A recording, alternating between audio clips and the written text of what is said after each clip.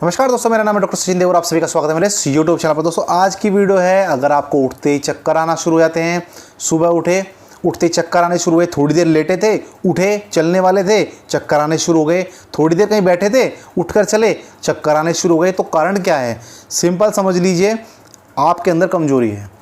अब कमजोरी किस वजह से है वो आप खुद समझ सकते हैं, क्योंकि आपकी डेली रूटीन लाइफ है वो आप समझ सकते हैं। आपकी नींद पूरी नहीं होती है, आप खाना पूरा नहीं खाते हैं, खाना खाते हैं लेकिन फास्ट फूड ज़्यादा खाते हैं जो कि शरीर को नहीं लगता है, शरीर कमज़ोर हो गया।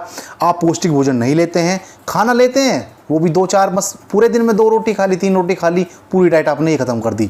दूध आप नहीं ले रहे हैं, किसी वजह से आपको पोषण नहीं मिल पा रहा है, आप ले अच्छी चीज़ रहे हैं उसके बावजूद भी आप नकली चीज़ खरीद कर खा रहे हैं। बहुत सारे कारण हो सकते हैं। अब देखिए, इन चीज़ों पर तो आपका बस नहीं चलता, क्योंकि जब गेहूँ, आप एक छोटा सा एग्जाम्पल समझिए, कीटनाशकों का इतना इस्तेमाल होता है खेतों में, तो जो गेहूं वहाँ से आ रही है, जो फसल आप वो खा रहे हो, तो हम सभी वो चीज़ें ही ले रहे हैं। उससे अलग हटके तो आप नहीं ले सकते। घर पर तो आप बो नहीं सकते उस गेहूं को, ठीक है ना?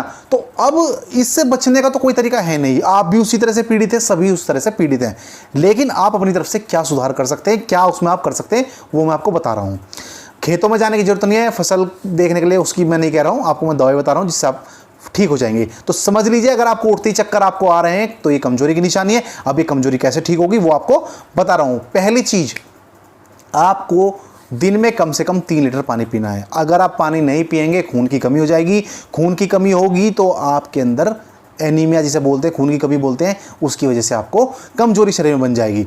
ठीक है, तो पानी कितना जरूरी है समझ लीजिए। खून जो बनता है वो लिक्विड से ही बनता है, जो भी चीज हम लिक्विड लेते हैं, पानी हो, जूस हो, दूध हो, तो ये चीज़ें अगर आप ज़्यादा लेंगे तभी आपके अंदर खून बनेगा। ठीक, तो सबसे पहले पानी आपने अपना कंट्रोल कर लेना है। पानी के बाद अब क्या आपको लेना है वो समझ लीजिए। दिन में आपको लेना है कैप्सूल रिवाइटल का।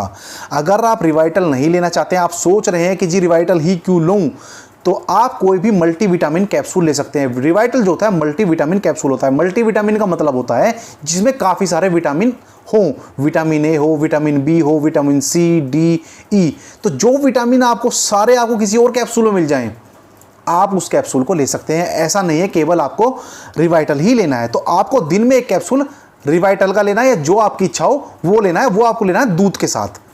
दूसरी चीज जो आपको करनी है वो लेनी है, भाई एक कैप्सूल आएगा आपका पतंजलि का, ले लें अश्वशिला के नाम से।